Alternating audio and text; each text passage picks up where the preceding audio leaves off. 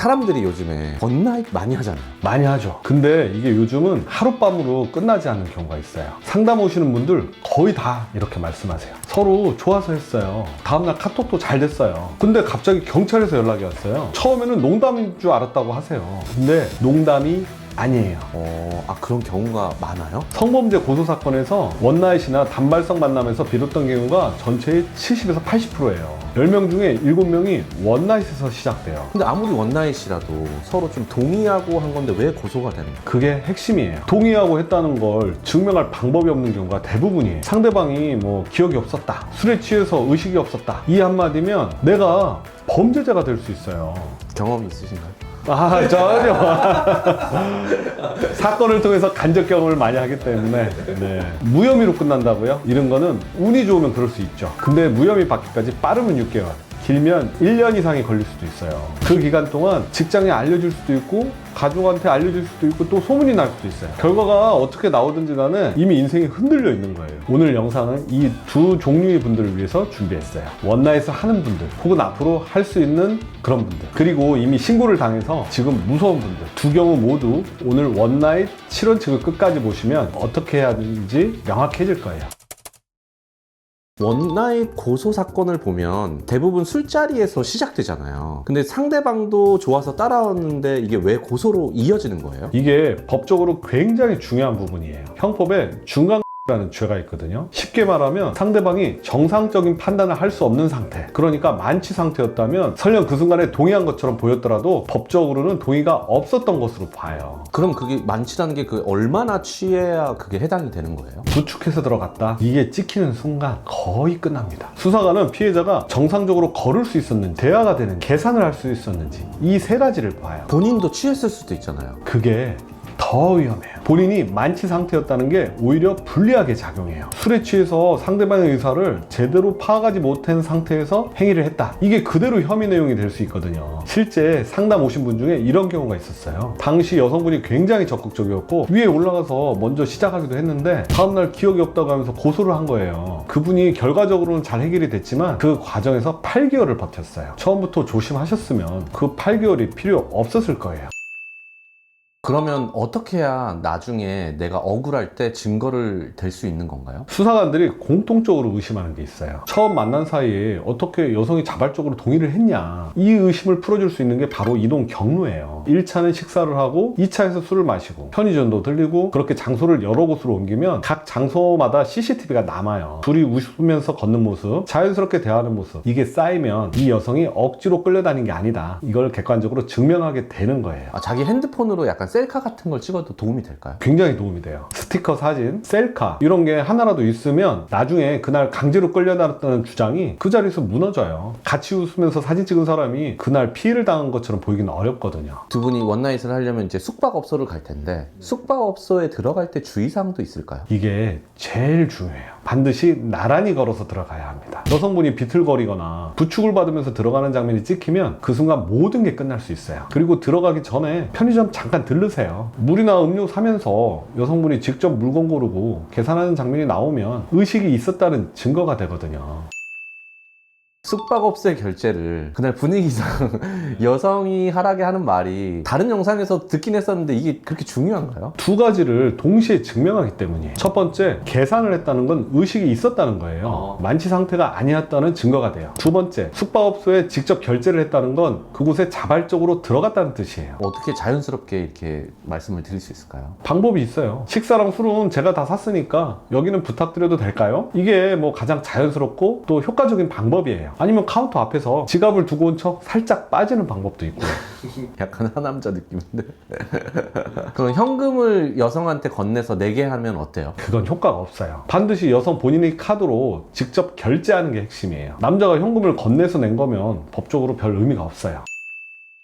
녹음을 하라고 하셨는데 이건 불법 아니에요? 아니에요. 대화에 참여하는 당사자가 직접 녹음하는 거는 합법이에요. 통신비밀보호법이 제3자가 몰래 녹음하는 것만 금지하는 거거든요. 내가 그 자리에 있었고 내가 대화에 참여하고 있었다면 상대방 동의 없이 녹음해도 처벌받지 않아요. 이 녹음기를 언제 켜놓으면 제일 효과적일까요? 전, 중, 후, 이 세 가지를 다 잡으면 완벽해요. 저는 이동하면서 나누는 대화, 어디 갈지 서로 얘기하는 거, 이게 자별성을 증명해줘요. 중, 성관계 중에 나오는 대화, 이래도 괜찮아? 응 같은 그런 짧은 대화도 동의 증거로 충분히 활용될 수 있어요. 후, 끝나고 나서 아무렇지 않게 대화하는 장면, 이게 무고 사건에서 결정적인 증거가 돼요. 그럼 영상을 찍는 게 더 확실한 거 아니에요?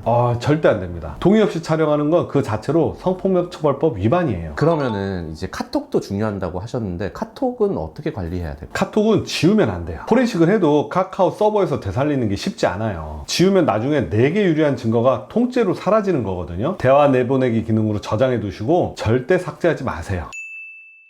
고소 사건들 보면 의외로 성관계 자체보다 그 이후 행동 때문에 문제가 생기는 경우가 많다고 하던데요? 맞아요. 제가 상담을 해보면 고소의 시작이 성관계 자체가 아니라 그 이후 남자의 태도에서 비롯되는 경우가 생각보다 훨씬 많아요. 여성분 입장에서 생각해보면 같이 모텔까지 들어가서 하룻밤을 보냈는데 다음날 남자가 말도 없이 나가버리고 연락도 안 돼요. 그러면은 버림받았다는 느낌, 이게 분노로 바뀌고 그 분노가 고소로 이어지는 거예요. 그럼 헤어진 뒤에는 우리가 어떻게 해야 될까요? 잘 들어가고 있어? 어제 진짜 좋았어. 이 두 가지가 나중에 그날 상황이 좋았다는 결정적인 증거가 돼요. 그런데도 불구하고 혹시 상대방이 좀 되게 불편한 내색을 하면서 안 좋게 막 이렇게 연락이 오면 그럴 땐 어떻게 해야 될까요? 절대 사과하지 마세요. 그날 좀 미안했어. 어떻게 하면 풀 수 있을까? 이 말들이 법정에서는 사실상 자백으로 활용돼요. 실제 사례예요. 고소 통보를 받은 그날 저녁, 나 뭘 잘못한 건지 모르겠는데 미안하다고 해야 하면 미안해. 이 카톡 한 줄이 1심 유죄 판결의 핵심 증거가 됐습니다. 억울하면 억울하다고 하세요. 미안하면 안 돼요. 미안하다는 말은 내가 뭔가 잘못했다는 걸 인정하는 거예요.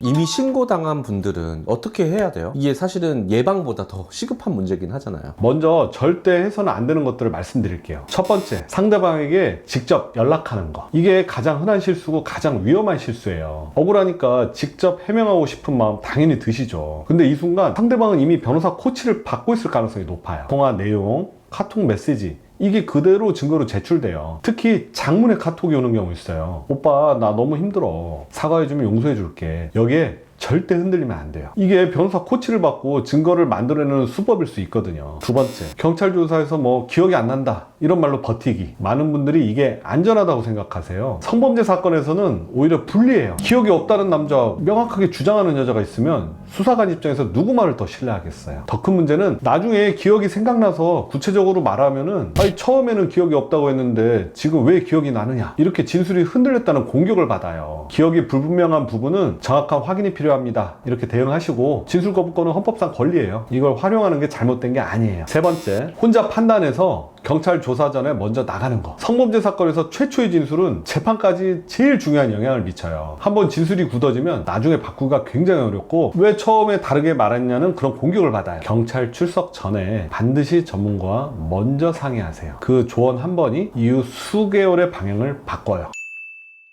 그러면 신고를 당했다는 걸 알게 된 순간 딱 어떻게 움직여야 할지 좀 알려주실 수 있나요? 순서가 있어요. 첫 번째, 증거 즉시 확보. 카카오톡이나 문자, DM, 이 모든 대화 내용을 내보내기 기능으로 즉시 백업하세요. 두 번째, CCTV가 제일 급해요. 대부분의 업소 CCTV는 30일 이내에 자동으로 삭제돼요. 식당, 주점, 숙박업소, 지금 당장 연락해서 보관 요청을 좀 드려야 돼요. 이 시간을 놓치면 나중에 어떤 변호사도 그 증거를 되살릴 수가 없어요. 세 번째, 결제 내역을 즉시 캡처. 신용카드 내역이나 카카오페이, 계좌이체, 당일 관련된 모든 결제 내역을 바로 캡처해 두세요. 네 번째, 당시 상황을 기억나는 대로 메모. 시간이 지날수록 기억은 흐려지고 상대방 진술에 휘둘리게 돼요. 몇 시에 만났는지, 어디를 갔는지, 어떤 대화를 나눴는지, 지금 기억나는 것들을 다 자세히 적어두세요. 다섯 번째, 주변에 함부로 알리지 마세요. 억울해서 지인한테 하소연하고 싶은 마음 당연히 들죠. 근데 입소문이 직장으로, 가족으로 퍼지는 거 결과가 나오기도 전에 2차 피해가 돼요. 알려야 할 사람은 최소화하시고 그 전에 먼저 전문가와 상담해서 방향을 잡으세요. 억울하게 그 무혐의를 받은 분들은 무고죄로 역고소를 하면 되는 거 아닌가요? 많은 분들이 그렇게 생각하시는데 현실은 좀 달라요. 무혐의 결과가 자동으로 무고죄 성립 이렇게 되진 않아요. 무고죄가 성립하려면 허위 사실임을 알면서도 고의로 신고했다는 게 따로 입증이 돼야 돼요. 무고죄로 기소되는 비율이 전체 사건의 3%도 잘 안 돼요. 그렇다고 역고소가 아예 의미 없는 건 아니에요. 유효한 경우가 있어요. 진술을 여러 번 번복해서 앞뒤가 안 맞거나 고소 전에 금전을 요구하고 고소하고 협박이 있었거나 동일한 패턴으로 다른 남성도 고소한 이력이 있는 경우, 이런 케이스에서는 역고소가 실효성이 있어요. 다만 증거 없이 섣불리 역고소를 하면 오히려 상황이 더 복잡해질 수 있어요. 이건 반드시 전문가 판단을 받고 결정하셔야 돼요. 오늘은 원나잇 7원칙에 대해 알아봤는데요. 한 가지만 기억하세요. 초기 대응이 전부입니다. 고소를 당하고 나서 혼자 판단해서 움직이다가 상황을 더 키우는 경우가 생각보다 정말 많거든요. 실제로 문제가 됐거나 어떻게 대응해야 할지 궁금하신 분들은 댓글이나 전화로 문의 주시면 제가 직접 상담해 드릴게요. 이번 내용이 도움이 됐다면 좋아요와 구독 꼭 부탁드리고요. 지금까지 법보다 효제 이효재였습니다. 감사합니다. 안녕.